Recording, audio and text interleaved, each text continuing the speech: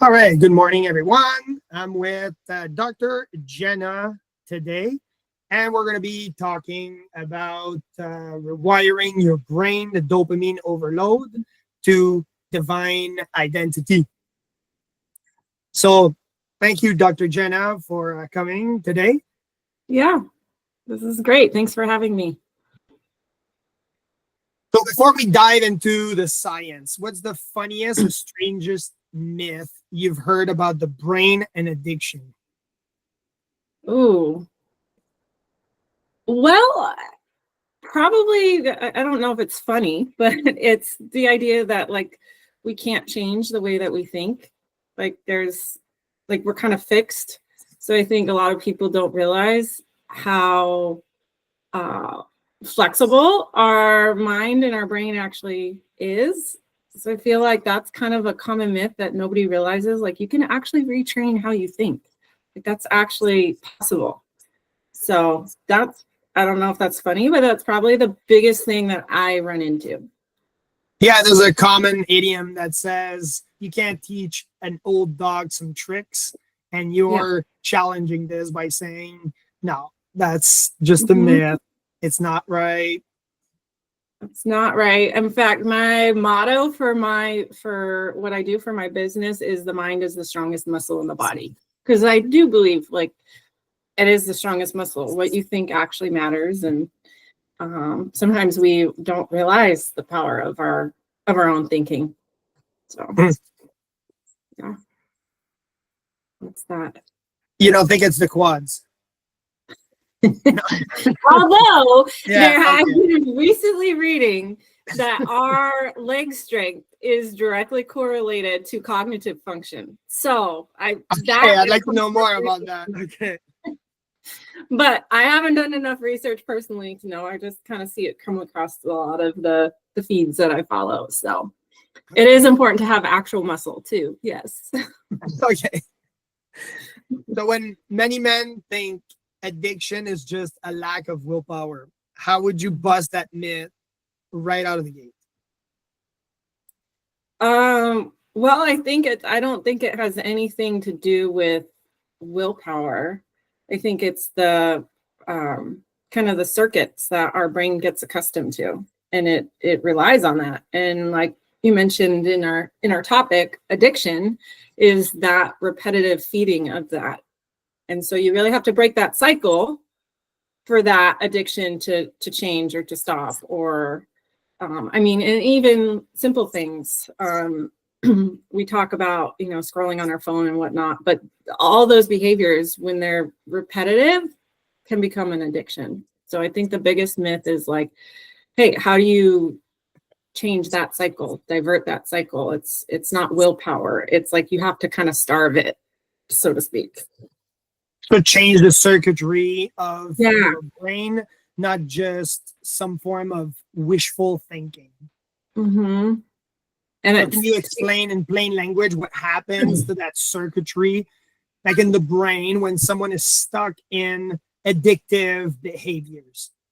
Yeah, well, I think it's those behaviors, again, repetition after repetition, right? Each time you participate in some type of addictive behavior, you're reinforcing that circuit that's there. And so like what I describe to clients I've worked with is the idea of like, ultimately those neurons, they have to die off and you have to build a whole new network. And it's in that process of every time you kind of make a different choice in that addictive pattern and you choose something else, the neurons on that addictive side are not going to be activated. So then it gives you the opportunity to build something else.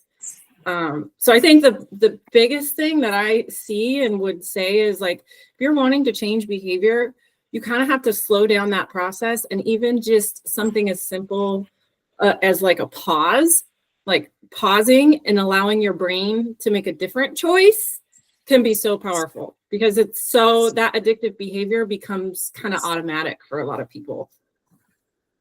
So to move from an emotional reaction or somewhat of a survival behavior to more of a factual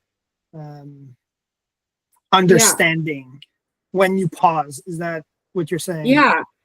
Well, exactly what you said, like survival, like you're moving away from that survival response to intentionality and what choices you're making.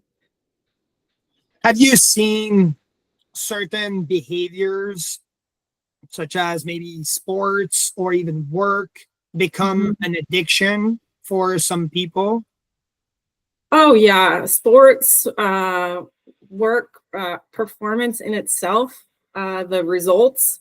So any type of high performer or somebody who is in that kind of environment, that competitive environment, they will become addicted to those results and they want to see progress, which is, I mean, that's not a bad thing, right? But at the same time, how much focus do you put on that? Because that's what, we talk about this dopamine cycle.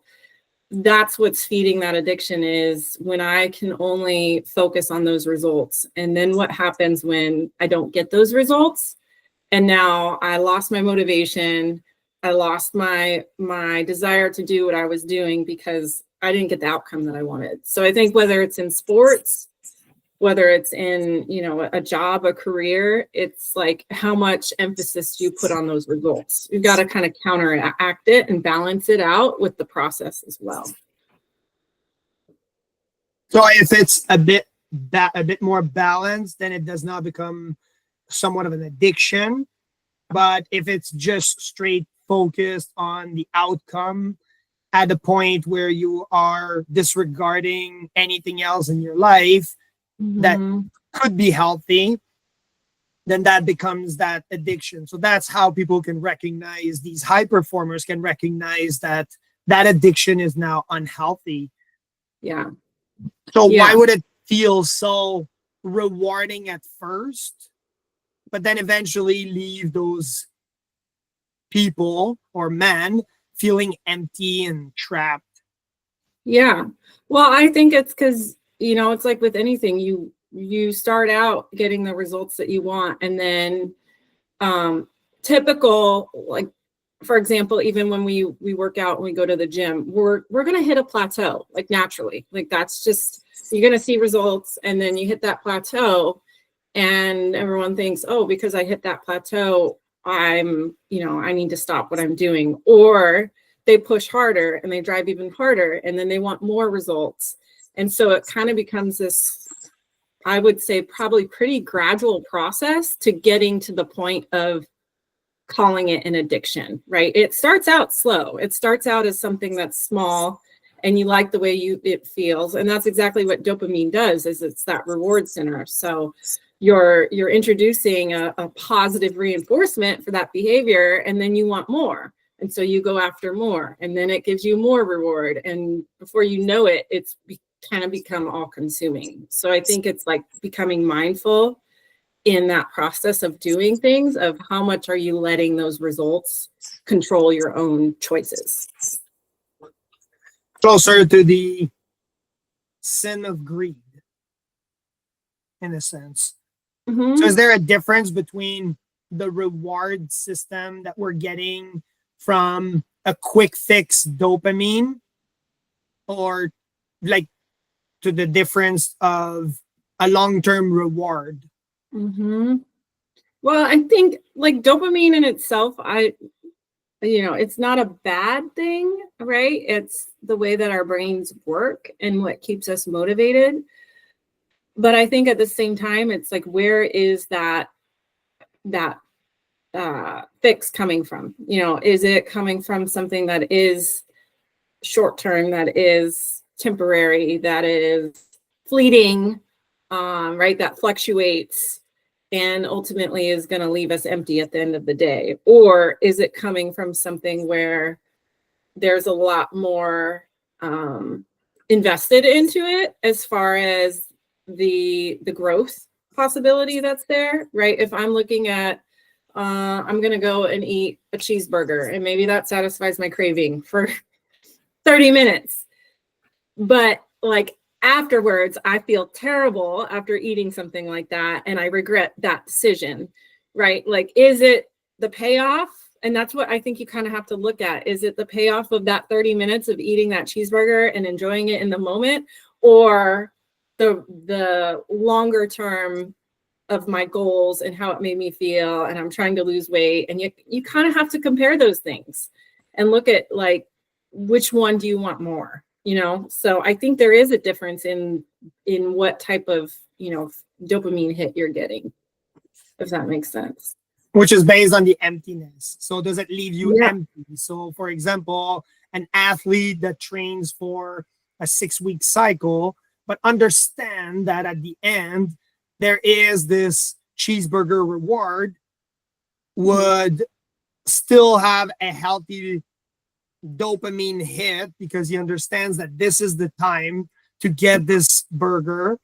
But for a person that is overweight, trying to lose weight and having this lack of self-control, would not be able to, would not have a healthy dopamine hit. Right. Yeah, exactly. So I think you have to look at the person too and see what, what's their goal. Yeah, is that part of, somebody who works hard for 6 weeks and then is going to enjoy this meal? Like, that's definitely different than someone whose goal, who participates in that behavior and it's going to destroy their progress. So I think you have to look at some of those things. I mean, it's different for each person. Yeah.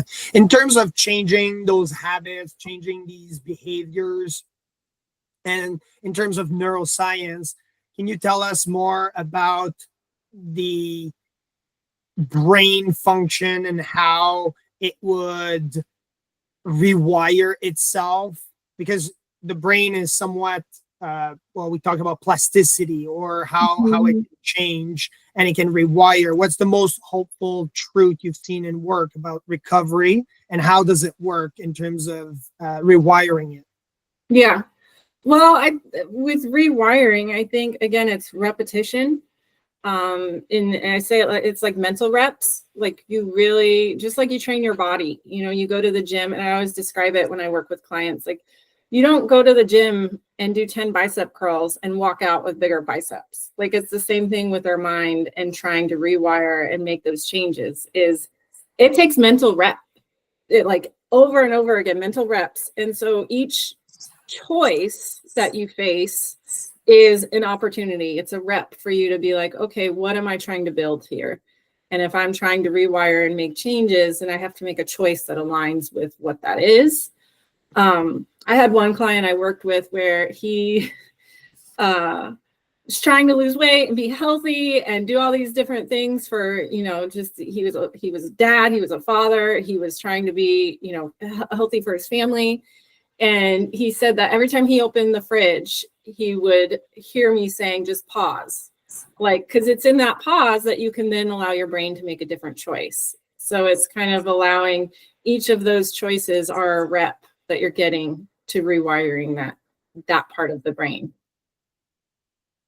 I hear the pause coming again and again. Is that your hack to, or would you call it a hack? And if so, then, or if not, then what hack would you provide those men to hack this dopamine circuitry? Yeah, definitely. I mean, that's one of them, pausing. I also think, just the ability to become self-aware. And that's really what the pause does, is just building that self-awareness. And once you're kind of aware of things, then it's like, oh, now I have another choice. And when I have a choice, then it's not something that's controlling me, right? And so that's where I think that kind of addictive dopamine feeding behavior comes in, is it can start to control you, really. And that's part of the frustration, is then I feel frustrated, and then I end up in this shame loop about my own behavior, and that only perpetuates the problem. So the way that I've found to step out of that loop, that shame cycle, that loop that happens with kind of those addictive behaviors, is to practice a pause and just, what am I actually searching for right here? Like, if I'm tempted to make a choice that doesn't align with my goals, what is it that my body or my mind is saying that I need, like I actually need? Because sometimes we're looking for that cheap fix, but it's actually our mind and our body saying, hey, maybe you need to, have a genuine connection or conversation with a close friend, or maybe you need to go and, work out or do something physical. So I think it's, again, in that pause, you're actually giving yourself that opportunity to say, hey, like what is that craving I'm having actually indicating? Okay, so more of like a self-awareness. Can you Mhm. give us an example of what a pause would look like? Do you anchor your feet, or is there, because not everybody has Jenna in their fridge Yeah. screaming, don't eat this, and please don't do Yeah. this unhealthy behavior. Is there a pause? How could you show us the Yeah. pause? Or what would it look like? Something, it doesn't have to be complicated, right? Like something as simple as, the self-awareness, right? If you were to notice, like, oh, wow, like I'm really tempted right now to go do whatever, X, Y, and Z. Like the self-awareness of recognizing that. And then something as simple as counting back from 5, like 5, 4, 3, and 2, 1. And you're just counting down and you're creating space. And when you create the space, that's when it's like, oh, I don't have to go this direction. I could actually maybe try this instead, right? And a lot of times I think the challenge with making these different, like, longer term choices is that we're not always going to feel it, right? Like sometimes we make decisions and we feel like that I have to feel motivated. I have to feel like this. But when you're pausing, it becomes more of like a logical, rational opportunity. Instead of an emotional reaction. Yeah. Yeah. Yeah. So we've talked science. Now let's talk spirit and faith. Why is neuroscience not enough without faith? Ooh, yeah, that's a good one. I mean, what do you think? Like, this is me, you asking me all the questions, but like, what do you think? I would say that neuroscience can't be enough just without faith, because there are 3 realities. Okay. There's the actual reality, there's the subconscious, and then there is the cosmic, or there is the divine. And so the neuroscience does not work with the divine or in that reality. Then the subconscious is what we just tell our brain, and we can just tell our brain whatever we want, and it just has to operate. For me, when I was doing all my racing, I just had to tell my brain that my body had to move a certain way and do a certain task. And because I did it repetitively over years, it became natural. And that works for any field. For me, it was as an athlete, but for others, it could be a job. And then you have the actual reality of what was happening. For me, it was my body was moving in a certain way, or your in terms of neuroscience, your body is secreting certain neurotransmitters or certain hormones to achieve a certain task or to achieve a certain job. And so that bridges the two. When we say that we can't go without the faith, is because we have to live in all 3 realities. We must have dreams, which is in the subconscious. We must live in the reality. I can't just defy gravity, and I can't just secrete hormones that just don't exist, or I can't just go over that type of neuroscience. And then there is the faith. So those 3 must be bridged. And that's why I think that neuroscience is not enough, is because it would leave you living in reality, which again, based on the addiction process, or the behavioral addiction process, many people are numbing this part. They're numbing the reality. And that's why they're in this destructive pattern, is because they don't want to live in reality. What they've done, you talked about it earlier, that shame cycle. And now they don't want to live in it. Now, to go with faith, you must go with God forgiving you. So you must follow a God that forgives that shame cycle. Yeah. You're guilty. You're Yeah. guilty. I'm guilty. Everybody's guilty of Yeah. that cycle at some point in their life. And so to know that you have a God that is loving, that forgives you for your past, you're going to live with the consequences in the physical. Yeah. And if you have a bad cycle or a repetitive negative cycle in terms of neuroscience where you depraved yourself or even fed a non-healthy dopamine levels inside of your body for an extended period, then God forgives you, but it's not enough because now you need God to help you with the with the process of recovery. Yeah. No, absolutely what you're saying. I agree 100%. You can't work on one part and neglect the other part. Like it's everything. And we we're human beings, but that's emotional, that's mental, that's physical, that's spiritual, and you can't neglect that part and then expect, I think, results that are probably going to be not sustainable. Because the way I see it is faith is that foundation. Like it's really when you said it at the beginning was divine identity, like that's baseline.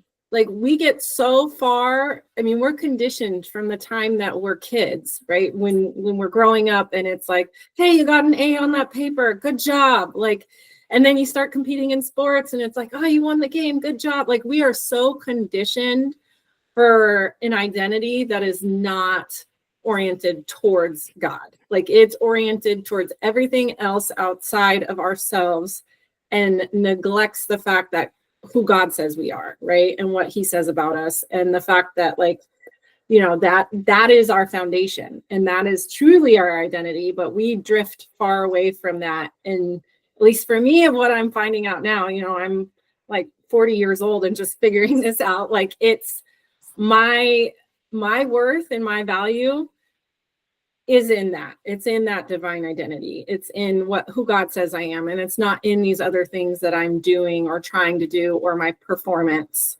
which is sometimes what happens is our identity gets tied to that performance. And then without that performance, we don't know who we are. So anchoring your identity in Christ can help your recovery process. Yes, definitely. I would say so.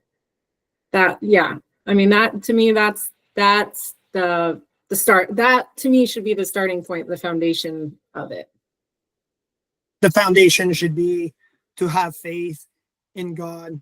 So what happens when a man sees himself not as an addict, or he claims that whatever he's doing has been working all along? He's a high performer. And we talked about certain types of behavioral addiction, such as work or sports. What if that person works very well, has a high paying job, and is always performing very, very well?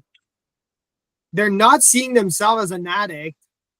But how could you shift it to be maybe a chosen son of God or daughter of God with authority and purpose?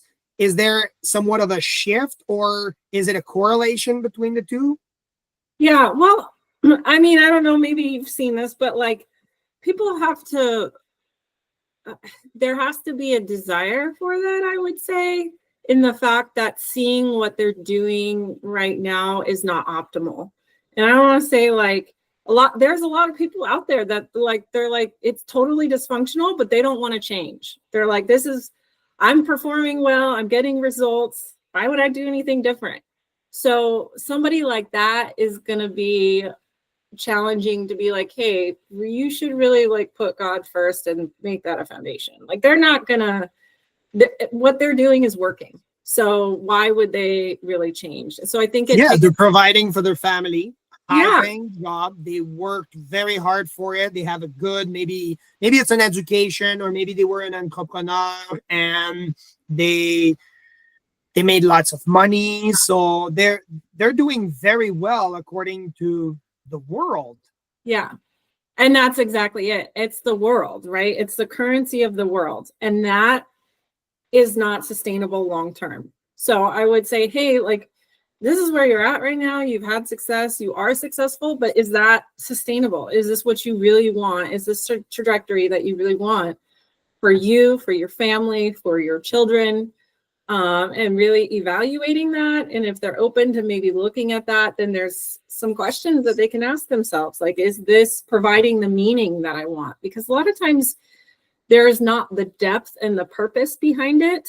When, you know, you're performing, you're doing all this work, you're making money, but like you're missing a critical piece of it. And it's that depth and that purpose that God created us for. I mean, it's within all of us. Like, we can deny it or just pretend it doesn't exist, ignore it, avoid it. But God created us all for a purpose. And so I think we have that kind of instinctual desire within each of us, and we have to acknowledge it.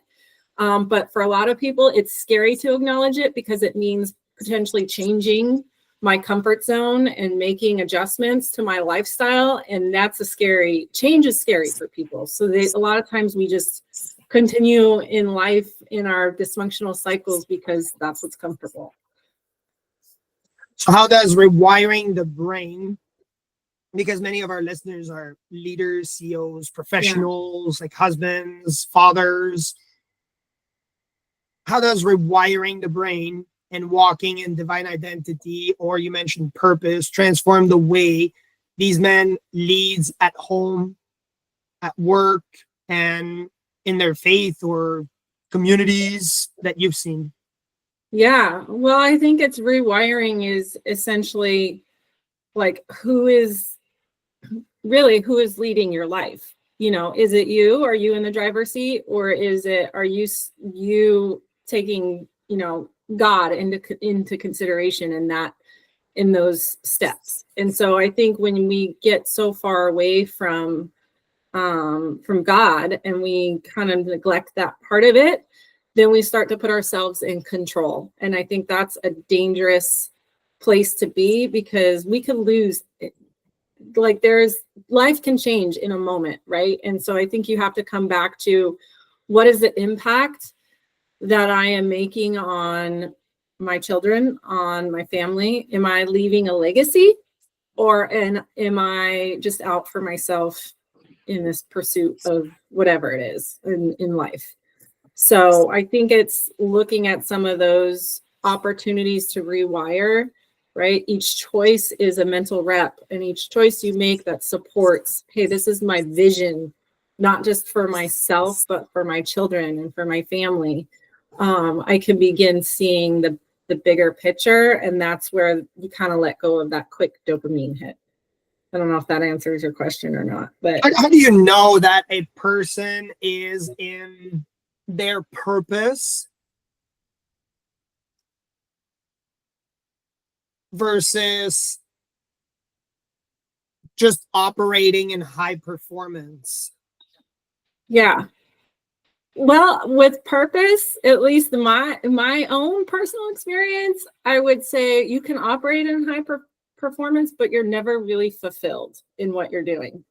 When you start to step into your purpose, there is a different, and it's hard to describe unless you've been in it. Like, you walk away from the situation and you're like, wow, like that was really that was what I was meant to do. This is what I was meant to do. And it's kind of like a sense of fulfillment and peace and just a feeling of alignment, I would say, that comes with walking in your purpose. And again, it comes back to like that identity of knowing, like, God, if God created you, he's the one who assigns your identity. And if he assigns your identity, then he's also assigned you a purpose. And a lot of times we drift through life until we come into, like, I don't know, a revelation or awareness of what that purpose is.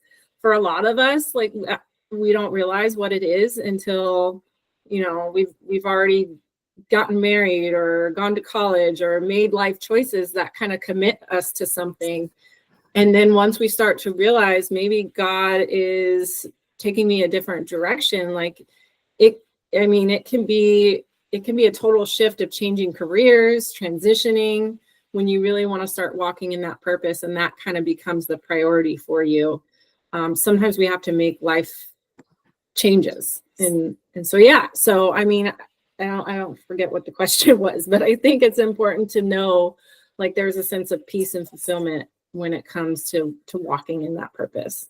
Okay. So how does an unrepaired dopamine system quietly sabotage that leadership role that they are meant to go into their purpose?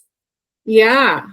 Well, I mean, what I would say, and what I've seen is I think it causes you to trade the short term for the bigger picture. Like it leads you to make choices that might, again, feel good. It's that cheeseburger right now. It might feel good right now, but ultimately, is it leading me to become that person I need to be a leader, or to be, you know, walking in my purpose? So that dopamine, again, dopamine's not bad, but we just have to look at what is it that's igniting it and triggering it, and what's the source of it. Okay. You talked about a pause. Is there a faith-based practice, or even a neuroscience-based backed practice that these men could start even today to adopt in their life, to rewire their brain?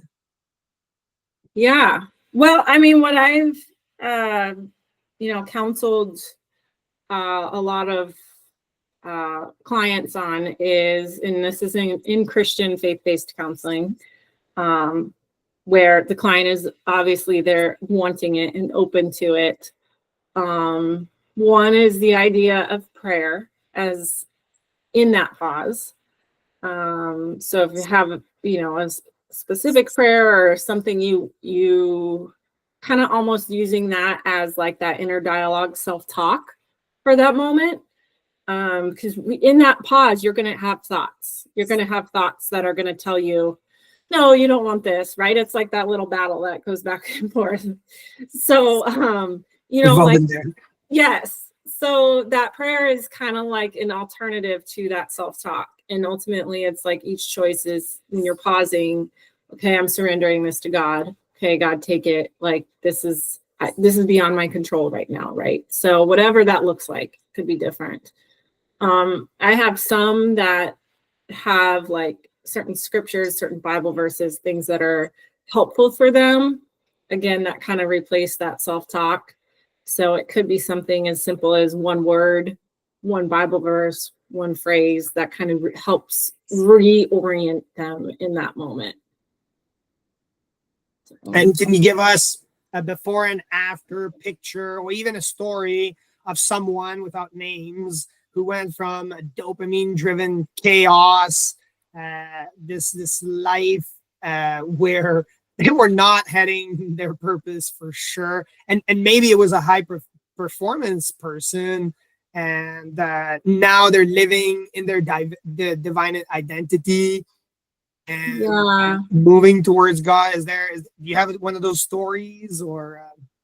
Yeah, I mean, one in particular, I think one thing that becomes normalized, you said like chaos. Like, I think for this individual, the chaos had become normalized, right? So anxiety, that feeling of urgency, and like the neurotransmitters. I mean, we all have things to do, right? But we can get to the level where that kind of kicks in stress, which kicks in that adrenaline, and that adrenaline then becomes like this anxiety and sense of urgency all the time.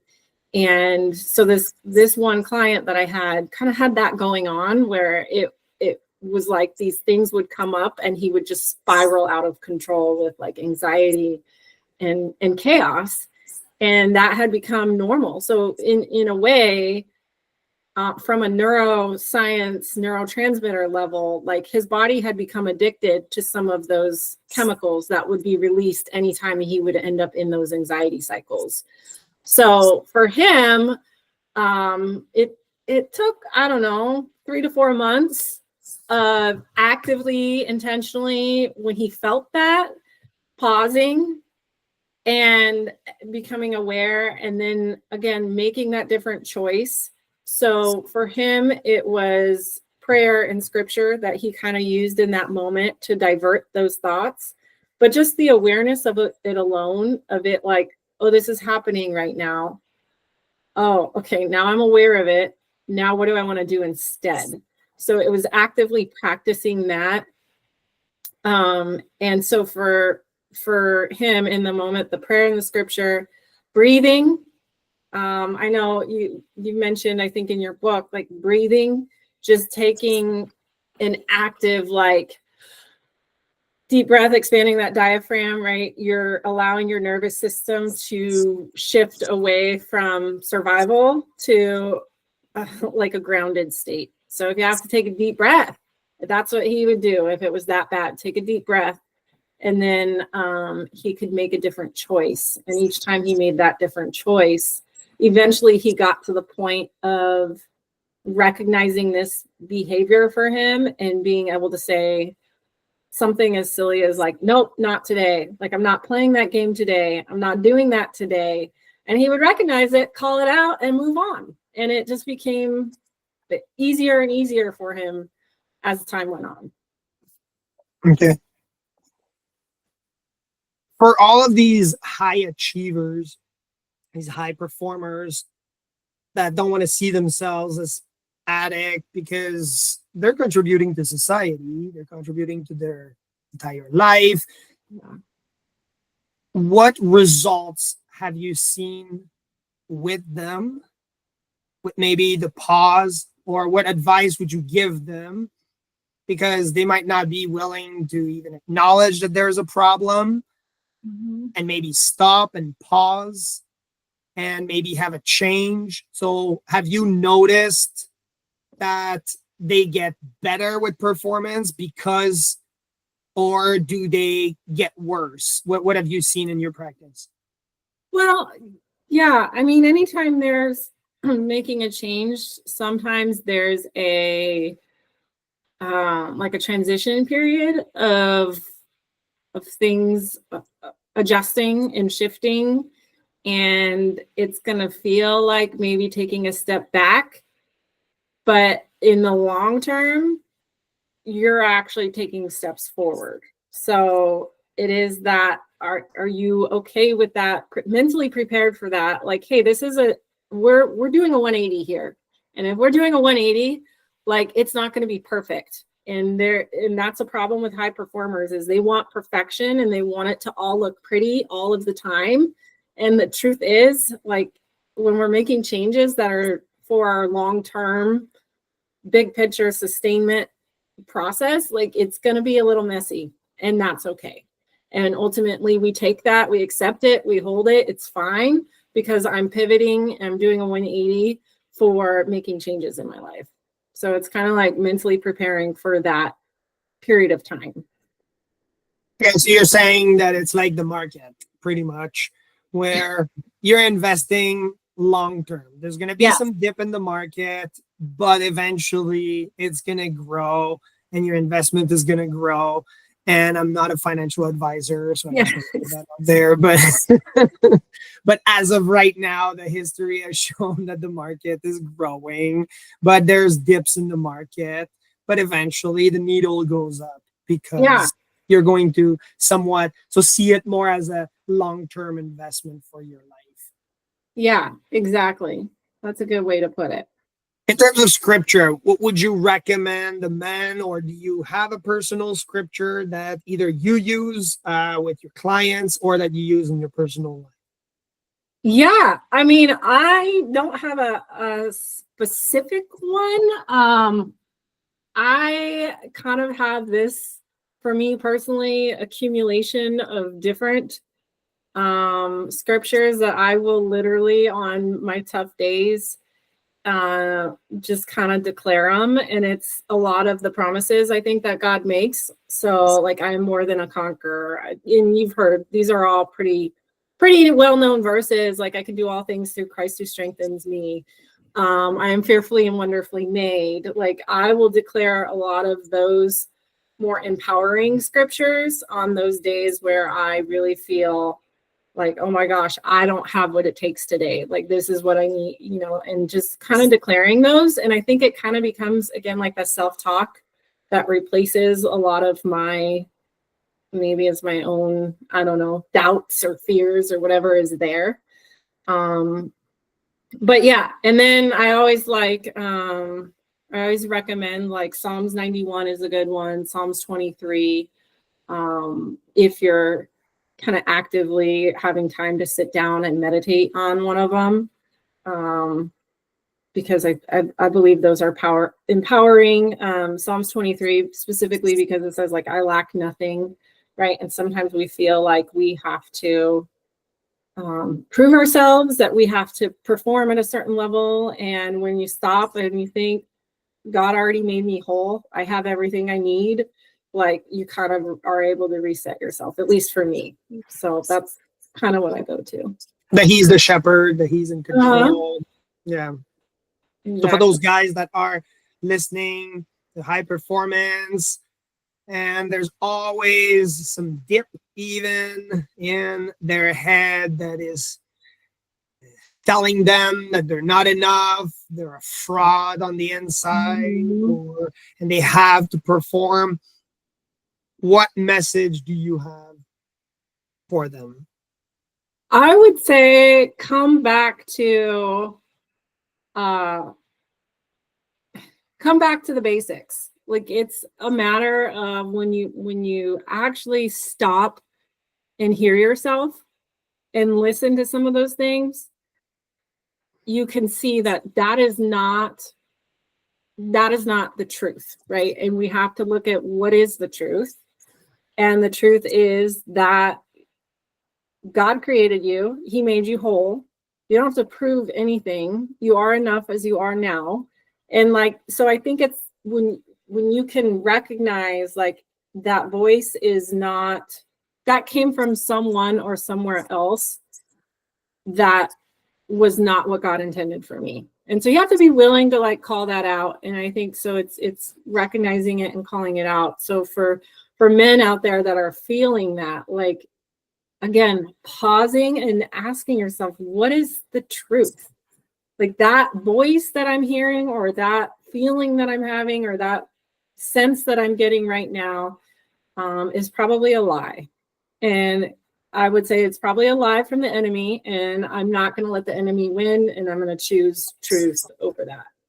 So, because we talked about how to know the difference between being in your purpose and just going about with your daily life, doing whatever you want, and being in control of your entire life and all the variables that has to be in it. Yeah. So now, to anchor yourself with your faith, you can fully expand and know that you are not a fraud. You're following what God has told you to be. And when you're in that line of purpose, then you know you're in the right spot. And so, if when they're listening, what kind of transformation would you see in our culture if those men were to live their identity in Christ, still be high performance? What would you see in transformation in our culture today? Yeah. Wouldn't that be a perfect world, right? But I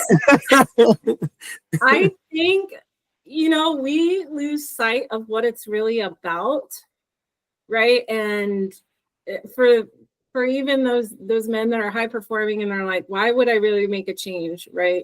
Because the point of all of this, and the bigger picture that I think we tend to lose sight of when we're in our day-to-day is God and his glory, and looking at like all the things who God is, what God has done, and seeing like this is all a display of his glory. And so a culture that acknowledges God, a culture that leaves a legacy to their children. And that's what it's about, is to the next generation, like the next generation, and passing that on and passing faith on to them.